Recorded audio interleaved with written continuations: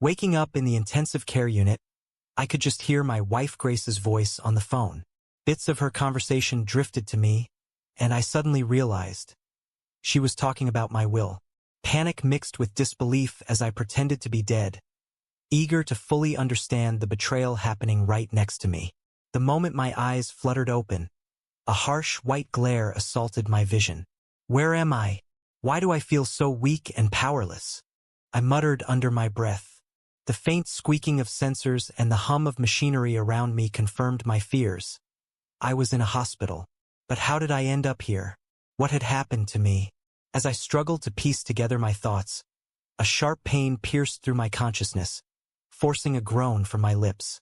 An intense thirst clawed at my throat, yet there was no one to offer me water, no soothing presence to ease my discomfort. Alone and confused, I lay there, surrounded by medical equipment I had never seen before. The 4 drips and sensors attached to me felt alien, as if I was more machine than man. My wife's voice, so familiar yet so distant, suddenly filled the room.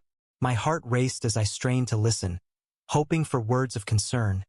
But instead, I caught snippets of a conversation that chilled me to the bone. "Dr. Merritt, how is my husband? Will he remain in this state long?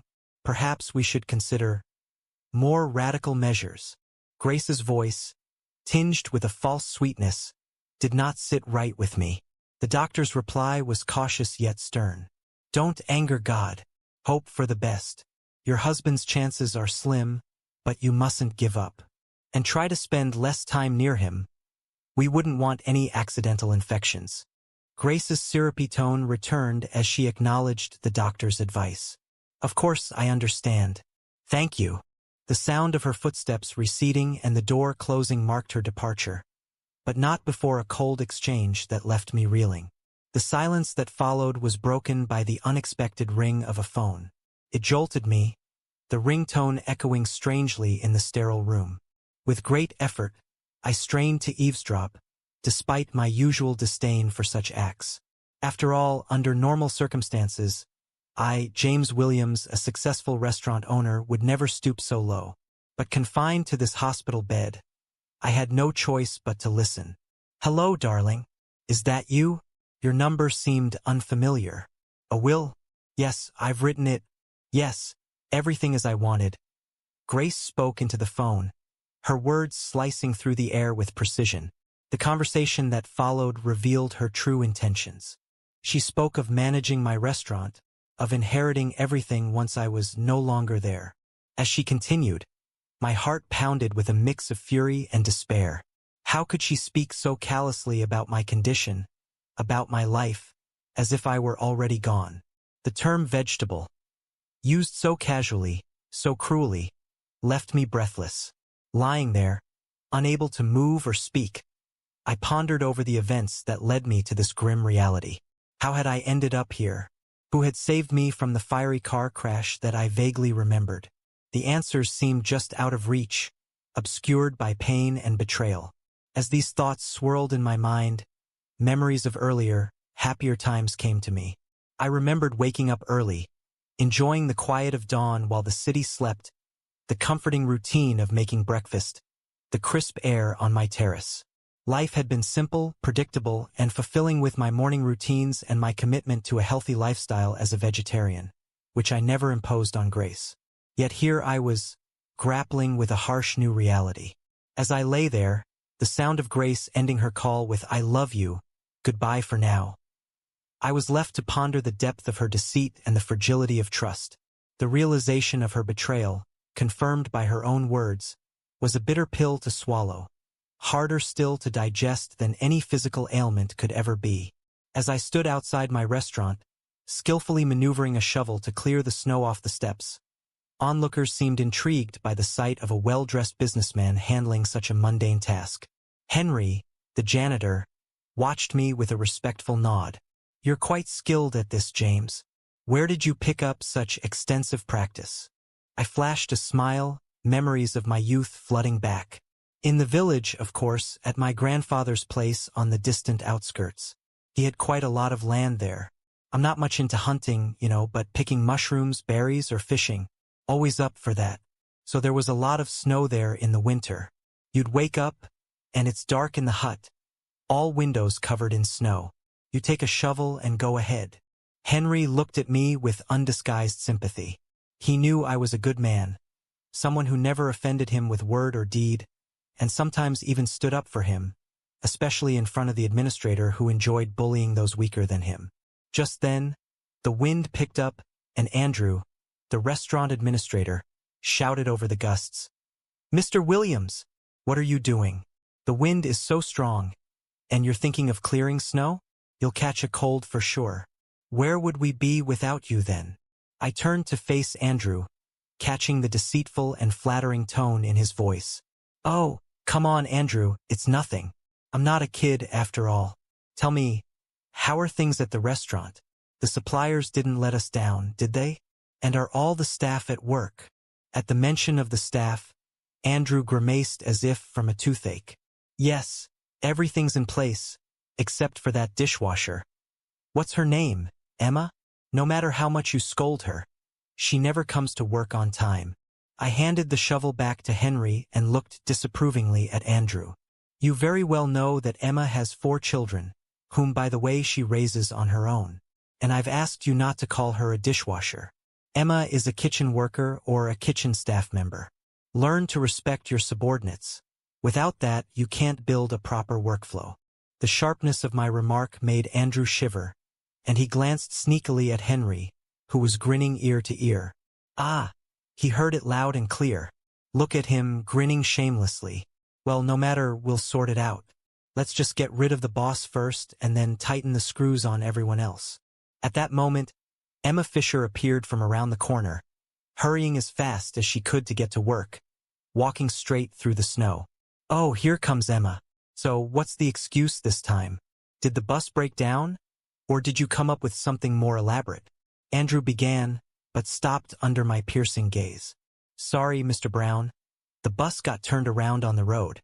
Had to find alternatives," Emma replied apologetically, her nose running.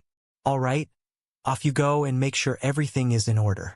Clean the dishes thoroughly, so they squeak when I touch them," Andrew concluded with a stern look. Emma nodded and hurried towards the entrance door. At that moment, she awkwardly stumbled on a step, causing the sole of her boot to skid on the surface. I was the first to react, supporting Emma at the most dangerous moment. "Oh, thank you. I'm sorry for being so clumsy," she began to apologize. "Don't apologize, Emma. It's not your fault. But perhaps Andrew should finally get to work and sprinkle some salt on the pathways," I remarked, emphasizing the last word. After that, I took Emma's hand to help her ascend the slippery steps. Despite not wearing gloves, her palm felt very warm to the businessman. But then, something very strange happened. Emma suddenly let out a loud gasp and jerked her tiny hand away. "What's wrong? Are you hurt?" I asked with concern. Emma guiltily lowered her gaze, clutching her hand into a fist. She looked frightened, not like herself at all. "I'm sorry, please. It's not your fault at all. It must have been my imagination." "Sorry again," Emma forced out, fear freezing in her eyes, a fear I could feel in my skin. But what was it about? What did I do wrong? Did I squeeze her hand too hard? No, it didn't seem like it. Shaking my head in bewilderment, I hurried after Emma. I caught up with her in the hall where I quietly called out to avoid attracting the attention of others. "Emma, what happened? Why did you react so strangely?" She froze and looked at me with a strange pity. "I'm sorry." "It's all because of my visions." "Visions?" I exclaimed in confusion. Emma paled. "Well, the ones that come true, you know, like premonitions, but real. They started back in school when I got a concussion during a PE class. We were climbing a rope and I fell. The height wasn't much, but that's when it all began." I frowned. "And what did you, may I ask, see in these visions?" Tears suddenly filled Emma's eyes. "It's a car accident." "What color is your car?" "Dark green." "When I touched your hand, I immediately understood that car will be involved in a terrible accident. But it won't be your fault. It will be someone very close to you. I saw it the moment I touched your hand. It struck me like lightning." I looked at my colleague with irony. I didn't believe in any prophecies, of course. In my understanding, it was sheer nonsense, and all these fortune-tellers and seers were just charlatans. There was that one madam who predicted a long and thorny path to success for me back in my student years. And so what? The path did await, of course, but it required a great deal of hard work, and those predictions had nothing to do with it. Emma looked at her boss with concern. Realizing he didn't believe a word she said. "Excuse me, Mr. Williams, but I heard you refrain from driving for the near future," she said. I just smiled. "Oh, don't worry, Emma. I've been driving for over 10 years and I've had no issues with it. Besides, I never exceed the speed limit, so there's no need for unnecessary concern. An accident is definitely not in my cards." Emma nodded in agreement, looking at me as if I were already doomed. "All right then, get back to work and don't dwell on the negatives. By the way, how are your little ones? If you need anything, don't hesitate to ask. I'll help however I can," I said as I headed to my office. "Thank you, everything's fine, Mr. Williams. I just need your permission for something," Emma cautiously asked. "Permission, of course. Go ahead. What do you need?" I replied. The dishwasher hesitated for a moment as if gathering her strength, then said, "I want to ask for your permission to take home the dishes that customers rejected. Just one or two. I'll pay for everything. Can it be deducted from my salary?" I smiled. "Yes, of course. What's the matter? And no payment is necessary. They're going to be disposed of anyway. Besides, it seems both you and the kids will benefit. Take as many as you want." Joyful sparks danced in her eyes. This was real luck. Meanwhile, I went about my usual business, talking on the phone with the restaurant manager, approving menus, and preparing for the inspection, ensuring everything ran smoothly. Yet, from time to time, I remembered Emma's words, which had struck a chord with me. Can you believe it? A kitchen worker with fortune-telling abilities. That's a first for me. But soon, thoughts of a possible road accident faded away, making room for meetings with new suppliers, tasting new dishes, and discussing current restaurant matters with the administrator, maintaining an atmosphere of trust and cooperation. I gently resolved disputes, using the stick far less often than the carrot. Time passed unnoticed, crossing the 3-hour mark. The fury of the storm still raged, but its morning impact had diminished. The city's utilities surprisingly quickly took control of the situation and cleared most of the vital roads. Although there was still an hour and a half left in the workday, I decided to leave early today. An interesting plan had matured in my mind regarding how I could fill this February evening with an aura of love and romance. I decided to pampose my spouse with a gorgeous bouquet of roses, a bottle of wine, and something delicious from my own restaurant kitchen. While the last two items didn't take him much time, searching for flowers in the snow-covered city turned into a real quest. To my immense dismay, most of the flower pavilions were closed. Most likely, the owners of the stalls had decided that there would be hardly anyone interested in buying flowers on such a day. And just when I was almost losing hope, I noticed that one of the shops at the street corner was still open. With a joyous heart, I parked my car by the roadside and stepped inside. The pavilion smelled pleasantly of roses, tulips, and freshly imported. After all, it was the end of February, which meant Women's Day was just around the corner, leaving barely 2 weeks for preparations. Inside the flower shop, a friendly salesperson quickly helped me assemble the bouquet I needed. With my heart humming in anticipation of the romantic evening ahead, I made my way home, eager to surprise Grace, who seldom prepared dinner knowing I often ate at the restaurant. I brought with me fruit and vegetable platters, champagne, and a couple of exquisite dishes from Chef Frank, which he prepared exceptionally well. Arriving home, I decided against ringing the doorbell and instead used my key to enter. As I stepped into the hallway, soft music wafted from the bedroom. Assuming Grace was indulging in her series again, I headed to the kitchen with my bags. Placing the bouquet in the living room to surprise her later, I walked into the bedroom with a smile, only for my heart to sink as the bouquet slipped from my grasp, roses shedding petals in my sudden dismay. Grace wasn't there. The room was empty except for the TV blaring in the background. Where could she have gone, especially in such a snowstorm? Concern gnawed at me. She was not confident behind the wheel. A frantic thought struck me. I needed to check if the car was still in the garage. Just as I turned to leave the bedroom, an urgent news broadcast caught my attention. A foreign car had skidded off the city bridge, driven by an inexperienced driver. My heart raced. Could it be Grace? I had even transferred money to her card earlier for a new dress. Without a second thought, I dashed to my car and sped toward the bridge. The roads were treacherous, and my car slid dangerously on turns, but I managed to keep control, relying on my years of driving experience. Grace, however, had only recently started driving. Why had I encouraged her to drive today of all days? With the bridge just 2 miles away, my car slid once more. I slammed on the brakes, but they failed inexplicably. Faced with a life-threatening decision, swerve and potentially roll the car or crash head-on into another parked vehicle, I chose to swerve. My car rolled several times before crashing into a tree. The last thing I remember was the sharp smell of gasoline, hinting at the imminent danger of a fire. Now, here I lay in the hospital, surrounded by the constant beeping of life support machines, haunted by the realization that the girl from the news wasn't Grace but someone else. My thoughts were a whirlwind of confusion and betrayal. Grace had been seeing someone else all this time, someone she valued more than anything. And then there was the matter of the will. She had convinced me to draft it just a few months ago. At the time, it seemed insignificant, but now, every detail took on a sinister hue. As these thoughts tormented me, I made a decision to feign being in a coma, keeping my eyes tightly shut whenever Grace was near. I could feel her gaze on me, cold and calculating, her fingers itching to end my life by simply pressing a few buttons on the machines that kept me alive. The danger felt palpable, as if death were breathing down my neck. Just then, footsteps echoed in the corridor, causing Grace to retreat quickly. Dr. Merritt entered the room shortly after, discussing my case with a nurse. It's just mind-boggling. She's ready to bury him alive, you know. Why marry such vipers? He commented.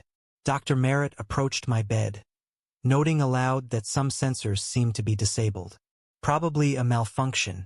We'll need a specialist to check this, though it usually takes time for a patient to come out of a coma. I'm sure he'll survive against all odds. A miracle in such cases is quite possible, he said optimistically. The nurse, Erica, stayed behind to check the sensors. As she fiddled with them, I whispered quietly for water. Startled, she jumped slightly, then quickly regained her composure. So, you've woken up? Why didn't you signal? She asked. Gathering what little strength I had left, I pleaded, please don't tell anyone I've regained consciousness. Let it be our secret, at least for today. Although puzzled by my request, considering my wife's strange behavior, Erica agreed to keep my secret. All right, I'll do everything I can, but you still can't drink. The most I can do is moisten your lips, she whispered, touching a wet piece of cotton to my lips. The relief, though minimal, was immensely comforting. As Erica set up an 4-drip to nourish my body, tears of gratitude welled up in my eyes. Her kindness in such a dire situation reinforced my resolve. They won't get my will and inheritance. I will recover and ensure Grace doesn't get a penny in the divorce, I thought determinedly, swallowing the bitter lump in my throat. With that, I drifted into a restless sleep, while Erica reported back to Dr. Merritt, who silently acknowledged her actions, choosing to keep my progress a secret from Grace. If I were in her shoes, I'd be praying for my husband's recovery, but this witch only thinks about her inheritance, he remarked, thankful for Erica's vigilance. Meanwhile, Grace had taken control of the restaurant, imposing her will with a fiery determination that left everyone under her gaze feeling small and insignificant. Her aggressive approach was a stark contrast to my more compassionate style, and it wasn't long before she began making drastic changes, including planning to install hidden surveillance cameras to monitor everyone's every move. Unaware of my gradual recovery, she continued her tyrannical rule, believing she had the upper hand. But I was determined to fight back, for my own sake and for the good of those who depended on me. She only has 2 of her own, and 2 more from her husband's first marriage, the administrator added obligingly. They're all mine, And as for what my husband left, let it remain on his conscience. He's in prison now, caught stealing. He thought the kids would help him reduce his sentence, but I managed to get his rights reversed," Emma muttered through tears. But Grace remained unmoved. Honestly, what Grace needed right now was a scapegoat to show her power to everyone else. And Emma, who had the misfortune of being caught in the crossfire, became just that. "So how about you, Fisher? Well, you're fired. You can go wherever you want," Grace concluded, gesturing towards the door. Despair froze in my eyes. But how could this be? Could she really dismiss me like some unwanted stray dog? The administrator didn't want to stay on the sidelines and contributed his 2 cents to the matter. "Oh, and I almost forgot, Fisher, don't count on your salary. You understand, right? The money will go towards compensating the damages." The news was a devastating blow. Realizing that I had been deceived by everyone who could, I went outside and exposed my heated cheeks to the freezing wind. Seeing this, Henry couldn't help himself and approached. "Sure, dear, don't cry. Don't torment yourself, sunshine. You know Andrew is in favor right now. That's why he's doing whatever he pleases. And when Mr. Williams recovers, his reign will come to an end. And so that you don't end up completely without money, I'll allocate some from my pension for you. You can repay it whenever you can, no rush," said the janitor, embracing me by the shoulders. "Thank you, Henry, for your support and protection. You see, I was counting so much on this money, and then this happened. We're struggling with the kids in a rented apartment, and the landlady keeps raising the rent, saying, 'You receive child benefits so you won't become poor?' I replied, choking back tears. The elderly man shook his head, feeling sorry for me, to say the least. Such a good colleague, calm, diligent, never speaks ill of anyone. I wash dishes up to my elbows in hot water, and that's it.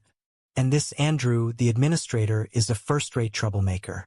Henry remembered him from his work at the high school, where he had been a craft teacher for over 40 years.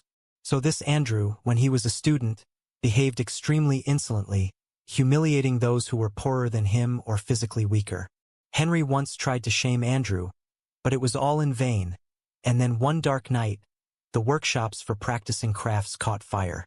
Many blamed Henry then, saying he didn't put out his cigarette properly, but he had never smoked in his life and always observed fire safety precautions. The mystery was unraveled with Andrew, who in fact had committed arson with a group of teenage friends. Henry couldn't prove anything at the time and was subsequently fired from the school with the corresponding note in his employment record. Overall, the dismissal didn't bother the crafts teacher too much, as he was formerly retired by then and had no bread left on his plate for sure. After 17 years had passed since the incident, by the twist of fate, Andrew and the elderly janitor crossed paths again, though in quite different capacities. Now, of course, Andrew pretended not to recognize his former teacher, but Henry Brooks was no fool and had seen far too much in life to take Andrew at his word. However, James appealed to him, honest, kind, fair, just the kind of leader he should be. Clutching the money given by Henry, I slowly made my way towards the bus stop to catch my needed bus on time. Memories of the recent snowstorm loomed on both sides of the road, with dirty gray mounds of snow that had fallen several weeks ago.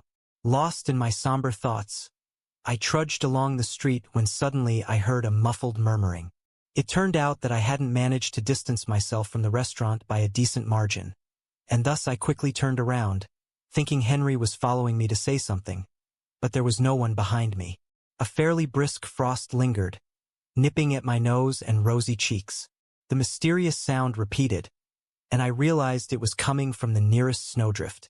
Understanding that someone clearly needed help, I cautiously approached and froze in shock. There lay a man with a bloody head, groaning softly and unconscious on the dirty gray snow. My first thought was that the stranger had simply had too much to drink and had fallen, hitting his head, but when I leaned over the young man, I immediately realized he was as sober as a judge. Without a second thought, I lifted the unfortunate man under his armpits and tried to get him on his feet. He was gradually regaining consciousness, indicating that the initial shock from the injury was wearing off. Damn! How could this happen? Bastards! Don't touch Jack! The man muttered deliriously. Meanwhile, I stooped under the weight of the stranger's body, led him to Henry's shed, thinking that the injured man was simply delirious.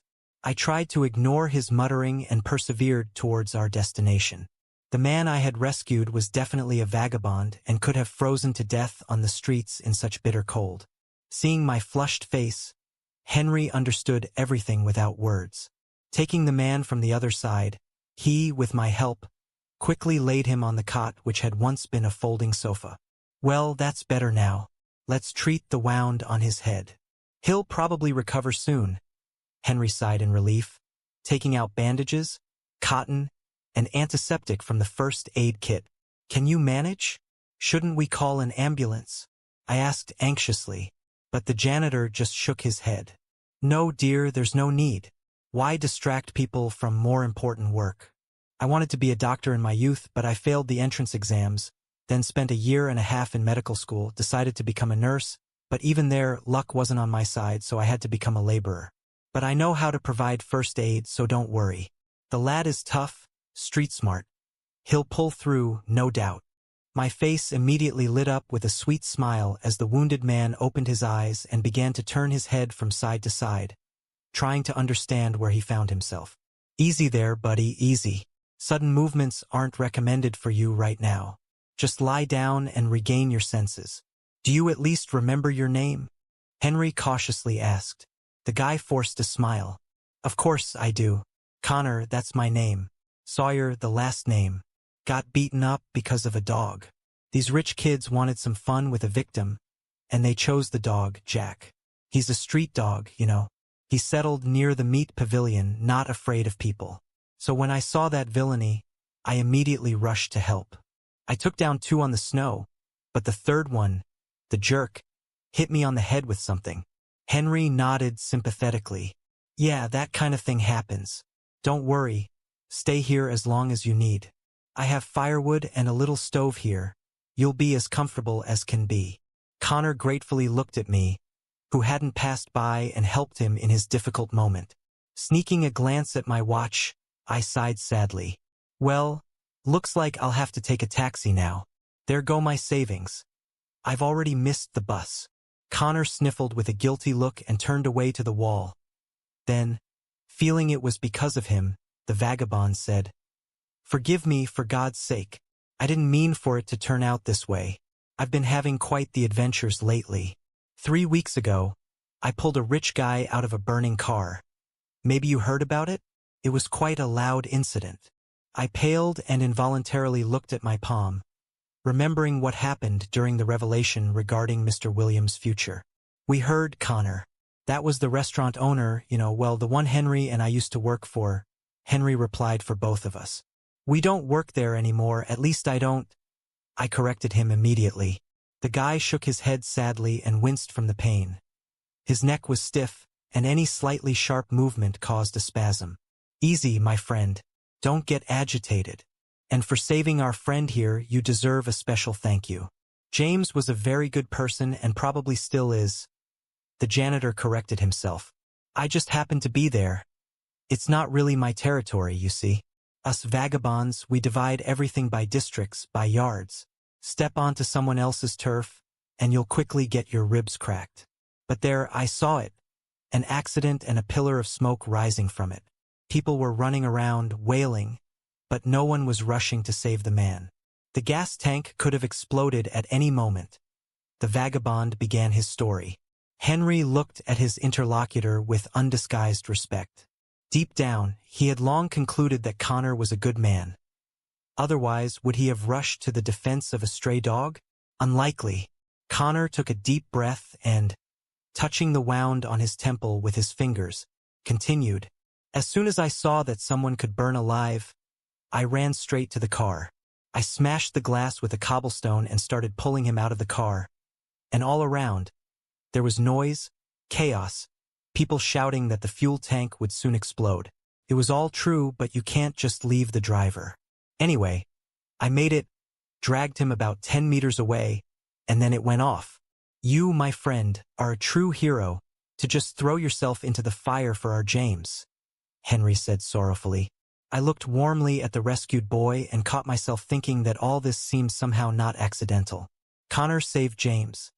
I saved Connor. After that, it was hard to believe in coincidences. Since I couldn't delay any longer, I called a taxi and went home, where 4 hungry children were waiting for me.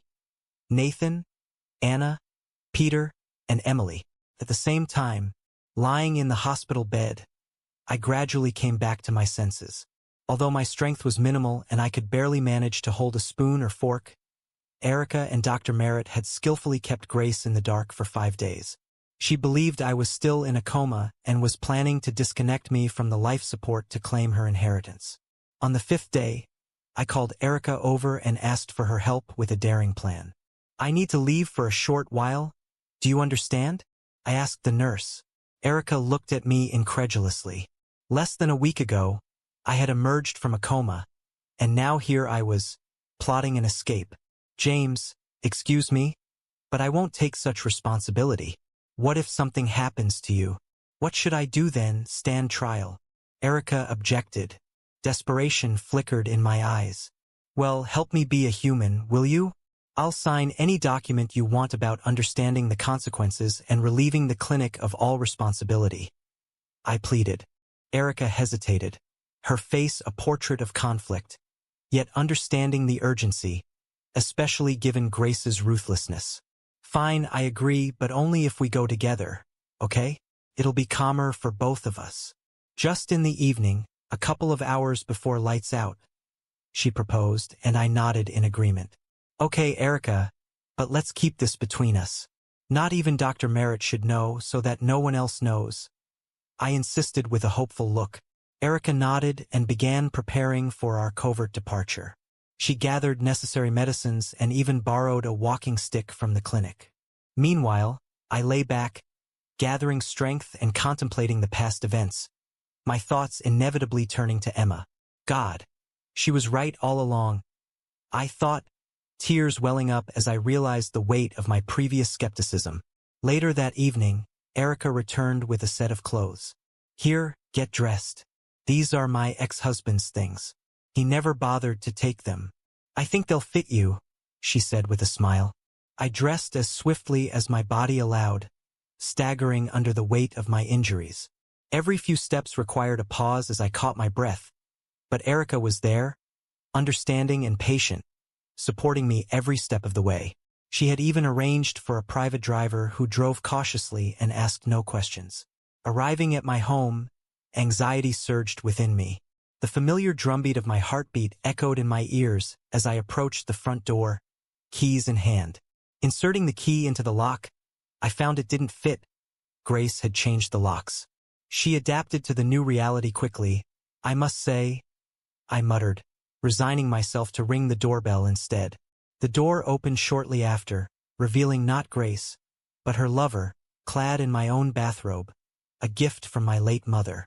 The sight triggered a mixture of shock and anger in me. "Who's there, darling? Not the utilities again, I hope.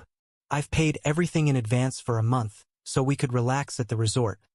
Grace's voice floated from behind the stranger. Pale and clenching my fists in pain, I confronted the scene before me. Grace, realizing her gambit had failed, fell to her knees. "James, please forgive me. It's not what you think. I swear. I thought you had only a few days left." Teeth gritted, barely containing my fury, I said, "I'll give you 5 minutes to gather your things and leave this house." Her lover, posturing with bravado, dismissed me. "Listen, unfinished businessman. Go get yourself treated and don't interfere with normal people's lives. It's a pity you didn't crash back then."